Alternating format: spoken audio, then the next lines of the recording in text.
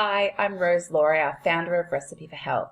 And today I'm here to talk to you about how to reduce stress, how to reduce the feeling of overwhelm, anxiety, and perhaps feeling constantly switched on all the time, and what that state of stress is doing to your body, to your mind, and how you can get control of that, how you can feel more in control of your day and feel more at peace, more clear-headed, and more focused in your day. So the agenda for today, firstly, we're looking at what is stress, where does it come from, and why do some people stress when others don't? So the triggers for stress, the causes for stress. How does that stress actually impact your body and brain? So how does being in that chronic state of overwhelm and busyness where you feel constantly switched on, how is that actually impacting your short and long-term health? Is it wrong to get stressed? So some people ask, is there good stress? Is it bad stress? Do we just accept that sometimes we're stressed in this life? So we're going to talk about that. And then finally, how can you instantly reduce the feeling of stress when you are feeling really overwhelmed and really out of control? How can you get back into control instantly? And we're going to talk about some meditation strategies. So before I get into that, there's probably some people watching this that I've never met before. So who am I and why am I here talking to you about stress and health? So I have a corporate background. I worked in a Big Four bank here in Australia for about almost a decade, and I loved my job. I worked in a very challenging, demanding role, lots of problem solving, and I loved it. I thrived in that environment. The problem was when I started getting sick all the time. I noticed symptoms in my body, daily migraines. My energy was all over the place. I was getting virus after virus without ever respecting that my body needed balance. So whenever I was sick, I just kept pushing through it. And maybe you're sitting there thinking, yeah, I can relate. I was one of those people that thought it was weak to take time off. Maybe it was lazy to actually take care of myself. So I always pushed through. And about 5 years ago, it was a time when I was recently promoted, working a very busy job. I was doing CrossFit 6 days a week. I was living a very intense and imbalanced life. Eventually, I was diagnosed with chronic fatigue syndrome. I got to a point where I was actually bedridden with aches and pains, unable to even get to work. Getting up and getting dressed felt like running a marathon. I couldn't even hold a conversation. Holding a 2-minute conversation, I was out of breath. I wouldn't be able to talk to you like I am today. And so that made me realize that the way I was living my life needed to change. If I wanted to feel better, if I wanted to feel in control, if I wanted to stop feeling fatigued and exhausted and out of control every day, I knew that I needed to do something differently. So I did. I studied yoga and meditation, which was just amazing for my energy and for my health and for recovering. And I'm going to talk to you a little bit about the benefits of meditation today and how you can do it. And I studied an online nutrition course, and I researched everything from neuroscience to gut health to positive psychology to epigenetics, to all these amazing areas of health and well-being and happiness and mindset. And I got myself well. I recovered from chronic fatigue, which was amazing. When I went back into my corporate job after taking a little break to get myself well, I looked around and I realized that everyone else was also sacrificing their health for their success. People were running off adrenaline all day, running off coffee and sugar just to get themselves through the day, and they were constantly exhausted, constantly stressed, and never allowing themselves to take care of themselves. They thought they didn't have permission to do it, or they had that mindset that I mentioned before that I had, where they think it's weak or lazy to take time out for themselves. And so that became my mission, to really change that culture and that mindset in organizations. I want to see employees and leaders taking control of their health, prioritizing their well-being and happiness, and knowing that they can do that and still have a successful career. And in fact, when you do take control of your energy, your resilience, your health, of course, you're going to be more successful. So I now work with I started Recipe for Health, my business, and I now work with organizations and individuals as well, just to help them take control of their health in this busy life. And that's what leads me to having this conversation with you now around how we can manage that stress that can come about because we do live such busy lives, helping you have that awareness and that knowledge around what that's doing to your body, to your health, and what you can do about it. So let's get into it. So firstly, what is stress? Now, I want you to imagine you're a caveman back in caveman days, and you lead a pretty cruisy life in terms of, you don't have a job or too much to do, except for when you go hunting or maybe run away from other tribes. And imagine all of a sudden you're going hunting, and then a tiger comes out of nowhere and starts to run towards you. In that moment, your body and your brain changes. And I'll tell you in a second what those changes are. Fast forward to today. Imagine you're driving in a car and all of a sudden there's a truck that is about to hit the side of your door. In that moment, you get extremely scared, and in that moment, again, your body and brain changes. And you might even think now about a time where you had that moment that just triggered you into that stress response, and we call that the fight or flight response. And so what happens when you do get that response? It's basically when you perceive danger or a threat to your survival, because as humans, our number one priority is our survival. So in that moment when your body changes, you instantly activate the fight or flight response arm of your nervous system. And when you do that, again, your brain and body change. How does it do that? Firstly, in your body, blood is diverted away from the center of your body, those vital organs in your body, to your limbs, to your arms and your legs, so that you can run away from the danger or fight the danger, if it's a tiger, if it's another person, so that you can survive. That means that all of a sudden you don't have adequate blood flow to those vital organs in your body. This compromises your digestion, your detoxification, your immune system, and it changes the way you breathe. You might even realize that when you do get in a stress state, maybe even a panic attack, you're breathing extremely shallow. Your brain changes as well. Blood is diverted away from that executive function part of the brain to the primal survival part of the brain. And that's because, again, survival is our primary objective at any one moment. That's number one on the hierarchy of our priorities as a human. And so our default responses ensure that we will survive in that moment. And so all of the benefits of the executive function part of our brain that make us intelligent humans, planning, decision-making, intuition, understanding the consequences of your action, motivation, all those sorts of things that make you very intelligent and help you with work, relationships, and all sorts of life, they're not important in that moment where you need to either fight the danger or run from it. And so therefore you access the primal part of your brain, which is impulse thinking. It's tunnel vision. What do I have to do right now to survive this danger, this threat? And so again, non-essential body functions shut down. Of course, as you can imagine, this is designed to be a short-term process. And it has been for all of our life, for all of human history.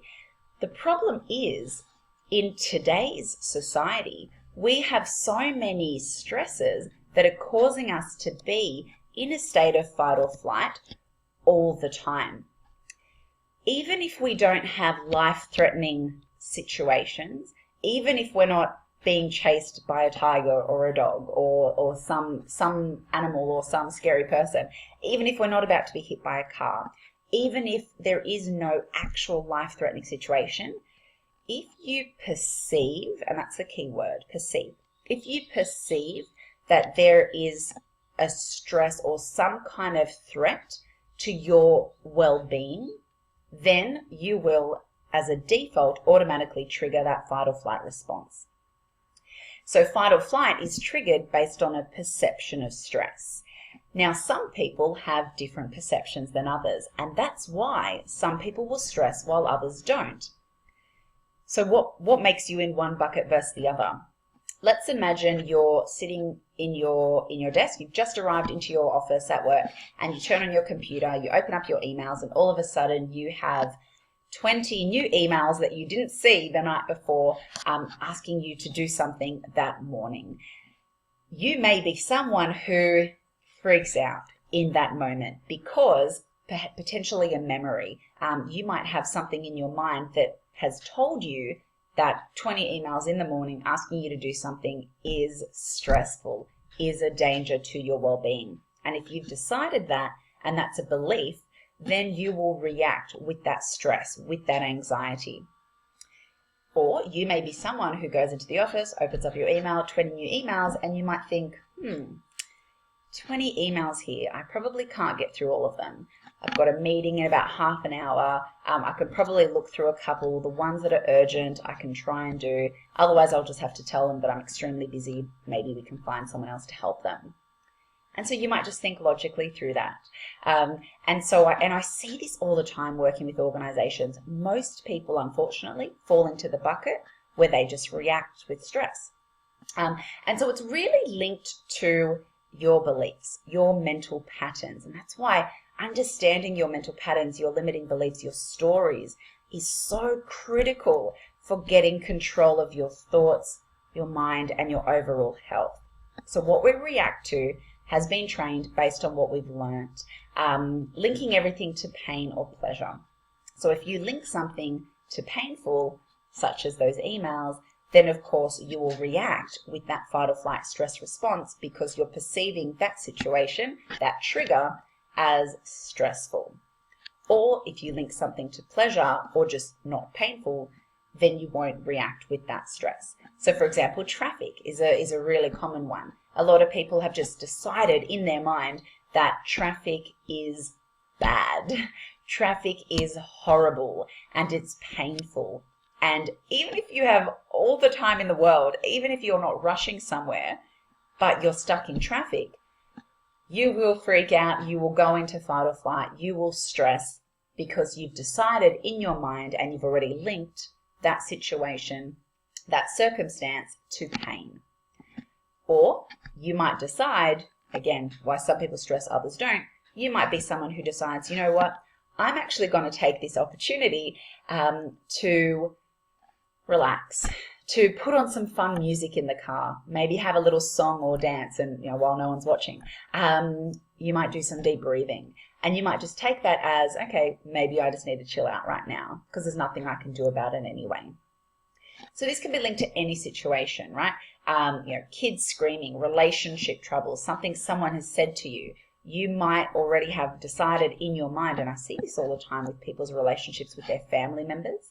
Some people always react and get really anxious to maybe their sister or their mum or their dad or someone in their family or close circle of friends. Even if that person hasn't said anything, that you might class as mean, because they've already decided that that person is stressful, they will react with that anxiety. So it's really important to be aware of that. Over 90% of our thoughts every day are coming from that unconscious mind, that autopilot, that beliefs, those stories. So just to kind of elaborate on that, from birth, our brains have created these neural patterns, these neural nets. So every time a new thought or idea or concept is thought about in your mind, is created, we create that neuron, that neural net. That neuron is fired, and over time we link that idea to other different thoughts, different locations, different smells. So, that's why, for example, some people say, oh, you might smell something that reminds you of your childhood or your grandmother or someone else, because these neural patterns in your mind have now linked this association. And so that's what causes and can very much drive our emotions, the way we react and the way we behave. So, for example, someone who has been potentially broken up with or cheated on, and they felt like really painful as a result of that, now the thought of love to them, because of these neural patterns in their mind, these beliefs, these stories, they now link the idea of love to pain, as an example. This is associated with all types of fears. Fear of being rejected, right? Maybe you remember being in the schoolyard and you were rejected just one too many times as a child. You held on to that really significantly because you were young and dependent. And so you've grown up with that belief that if you stand in front of a crowd and if someone boos you or if someone doesn't like something on Facebook, all of a sudden that emotion comes up. And that can... So obviously that affects the way we feel, but also just so that you have the awareness, it very much affects how we behave, the risks you take or don't take, the actions you take or don't take, whether it's to do with eating, your eating habits, other lifestyle habits, exercise, any sort of goals you have with career, business, etc., how you act in relationships. It all really comes from those neural patterns. So it's really important to be aware of that. So what's the impact of stress on your body? And I'm concerned here that this picture, and I don't know if this is just the way I can see it, but I'm concerned that this picture here is blurring the way that you see my video. So let me just shrink this down. Lucky I can do that, just to make sure that it's not. So the impact of stress on your body. As I said, when you go into fight or flight, blood flow changes. So it's redirected from those vital organs to your limbs. All of a sudden, you can't digest your food, and you may even remember now a moment or a few where you were stressed, you tried to eat something, and that food just sat in your gut because you couldn't digest it. And the reason you can't digest it is because when you're in fight or flight, you don't have that blood and energy flow, but you also aren't producing the digestive enzymes required to break down that food and assimilate the nutrients from that. So it's important to realize that. It very much weakens your immune system. Remember, your body prioritizes. So if your priority is running away from this tiger or this threat that you have perceived, it's not going to care about fighting off the next cold or flu, because if you die from this situation, which you're telling yourself you might because you're perceiving it as such a stress, then it doesn't matter if you get a cold or a flu. So again, the body prioritizes. Hormonal imbalances, massive dysregulation to appetite hormones, reproductive hormones as well. And of course, it causes fat storage. If you're telling your body that there is some kind of danger, your body will store fat. It won't just inhibit the processes that allow you to adequately break down that fat and use up energy.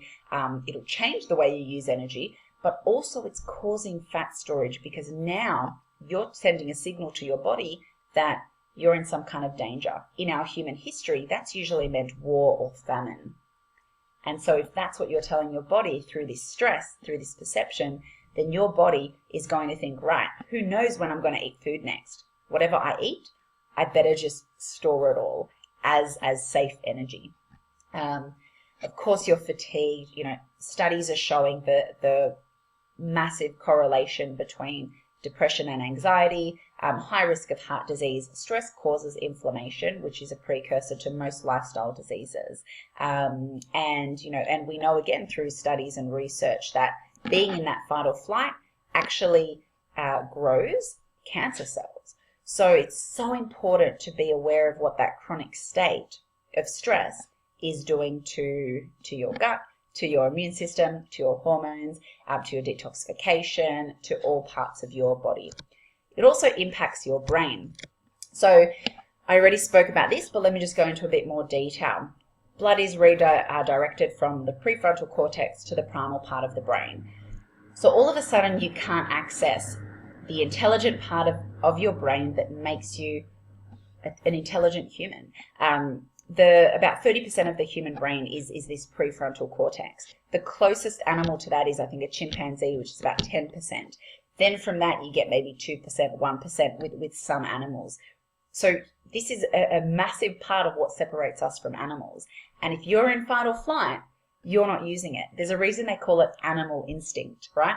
If you're in fight or flight, your animal instincts are just tunnel vision. What can I do to survive this moment? That means you limit decision making. You can't really comprehend all the solutions, the possible solutions to the problem at hand. So that means you're not as effective in your work, and you're certainly not as effective in your life. We know that stress causes long-term changes in brain structure. It actually kills off brain cells. One of the most amazing things about meditation, which I'll talk about in a second, is that it's actually been proven to actually address that and reverse that impact of stress. So you're actually now helping regenerate brain cells. So that's an amazing part of meditation. So stress causes all sorts of problems. Again, tunnel vision, like I said, premature brain aging, memory loss, course reduced capacity to learn new things, really all those things associated with not being able to leverage that intelligent part of your brain. One thing before I get onto a technique that can help you instantly reduce stress, I just want to say, remember stress in general, so stress in its essence is not the enemy. Chronic stress is a problem, and that's very much what we've been talking about. But it's just really important to address this area that a lot of people don't talk about. It's okay to sometimes feel stressed. It's okay to feel. It's okay to sometimes feel grief. It's okay to sometimes feel a bit depressed. It's okay to sometimes feel anxious. Because sometimes life happens, and what I see all the time when people have anxiety and it all of a sudden exacerbates into panic attacks, it's because, and one of the main reasons I always see is it's because those people have decided that they're wrong, that they're bad for feeling that anxiety, excuse me. And so they think that they're in the wrong, they think they have a massive problem, and that exacerbates the issue. Instead, if you get stressed and you remember, it's okay that I'm stressed, this is a normal human emotion, let me just now address what's caused this, what's the neural pattern, what's the belief, why have I caused this, because obviously I'd prefer not to feel so stressed, and now what can I do about it, which is the exercise I'll talk to you about on the next slide. So it's just really important. I always say life is built on contrasts, yin and yang. So light and dark, night and day, hot and cold, wet and dry, smooth and rough. You can maybe think of some other contrasts. Happiness and sadness are contrasts, right? You wouldn't really be able to appreciate warmth if you never knew what it felt to be cold. You wouldn't appreciate light if you never experienced dark, right? So just the same, you wouldn't really appreciate happiness and joy if you had never also experienced sadness and grief. It's just part of being human. It's just so important that I kind of interrupt this presentation to let you know that it's actually okay if you feel sad sometimes. It's okay if you feel stressed or anxious. Obviously, we prefer to feel it less just because it's not that fun. It's okay to experience it, but of course, we'd like to see some strategies to reduce that stress so that you can just get back to the happiness, which is obviously what we prefer. Just really important, remember, it's okay to feel. So if you are in a state of panic, if you are in a state of stress and you're like, okay, this is a bit, too much. And again, sorry, I'm concerned that maybe the image here is interrupting my video.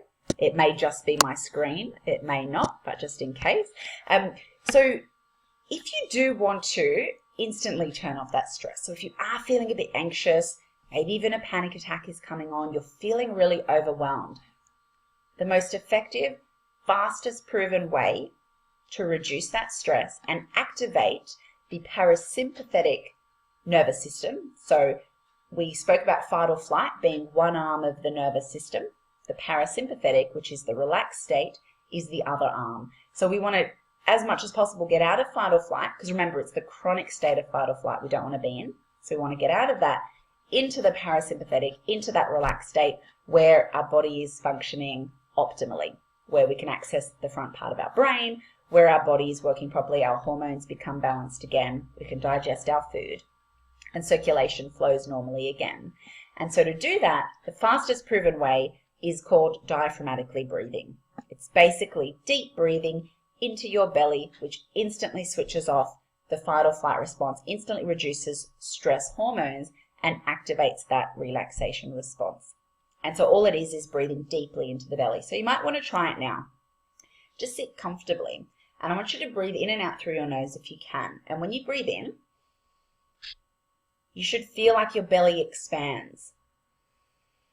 And then as you breathe out, your belly sinks back in. So it's like a balloon.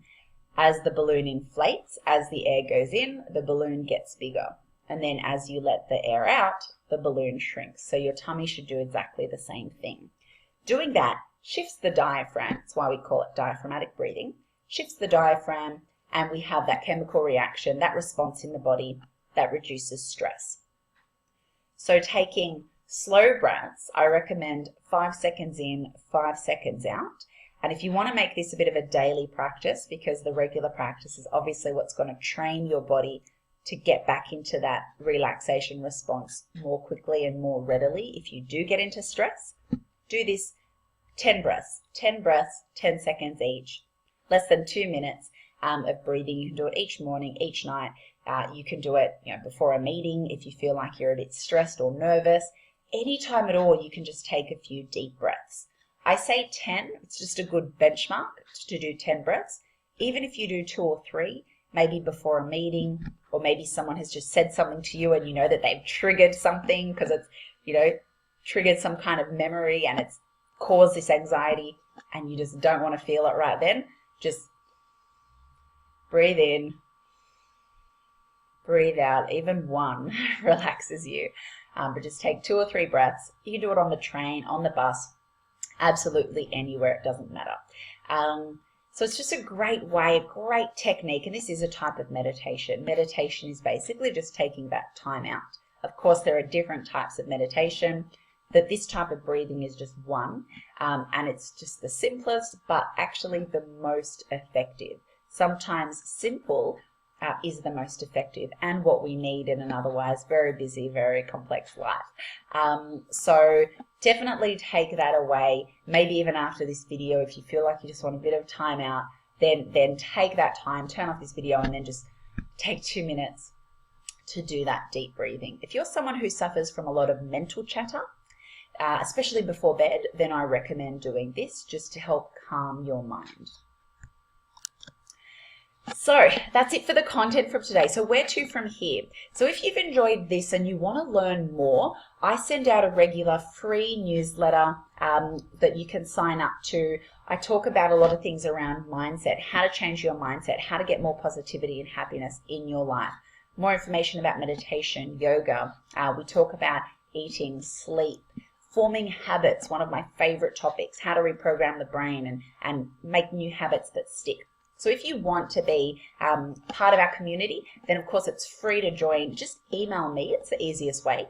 Email me at rosanna@recipeforhealth.com.au, that email there on your screen, and just say, hey, just watch your video. Can you add me to your mailing list? And I will. Now, another offer that I've done, just as a little bonus as part of watching this video today, up until, this is valid till the end of November. So you've got a couple of months, depending on when you're watching this. End of November 2016, I've got a bonus offer for you. If you want to learn more about meditation and actually want to develop your own tailored meditation, so if you want to reduce mental chatter, if you want to be more positive in your life and feel more positive in your relationships, in your work, in your career, if you want to increase your resilience, if you want to just take control of your mind, of your thoughts, then for the first time, I haven't done this before, I'm doing a bonus offer. So a consultation, which I usually do for $150, private consultation to develop your own tailored meditation practice, I'm doing it for half price. So I probably won't do this again because at $150, it's already a very, very good price. But just as part of this, I want to do a little bonus. Really give you no excuse. If you want to create your tailored meditation practice and get more benefit, then take advantage. Send me an email at rosanna@recipeforhealth.com.au, and we can set that up for you via Skype or phone call. So that's it for today. I hope you've really enjoyed this. Take care and good luck with your health journey.